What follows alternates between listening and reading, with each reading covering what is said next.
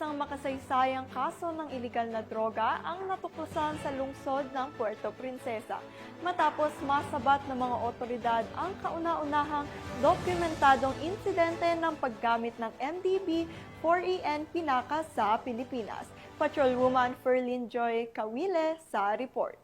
Ugnay ng matagumpay na operasyon ng Puerto Princesa City Police Office noong Agosto 11, 5 kabataan ang naaresto matapos mahuli sa isang bypass operation sa Barangay San Miguel, Puerto Princesa City. Nakumpiska sa mga sospek ang mga sachet ng pinaghinalaang marijuana at iba't ibang anyo ng synthetic cannabinoid. Kinumpirma ng Philippine National Police Forensic Group na kabilang sa mga nakumpiskang substansya ang MDMB-4N Pinaka, isang mapanganib na uri ng synthetic cannabinoid na unang beses pa lamang natuklasan sa Pilipinas. Ang MDMB-4N Pinaka po is a controlled substance under Republic Act 9165. Ito po ay synthetic cannabinoid under the family of cannabis or marijuana.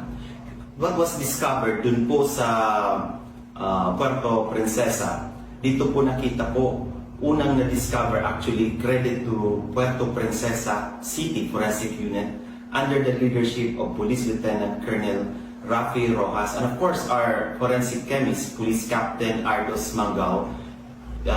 This synthetic cannabinoid was discovered locally. Nagbigay din ng babala ang RFU Mimaropa sa masamang dulot ng synthetic cannabinoid sa ating kalusugan. This MDMB-4N Pinaka, or sinasabi na natin street name Tuklaw, is a very dangerous drug.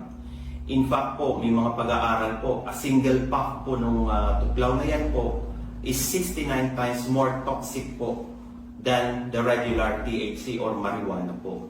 So ito pong na-discover po na recent event na 3 individual manifesting seizure or convulsion, makikita po natin doon ang effect nun. And based on report, only on few puffs po nangisay po sila or nagkaroon ng seizure. Again, hindi lang po yun ang bad effect. There are studies na meron, it can even cause death din po.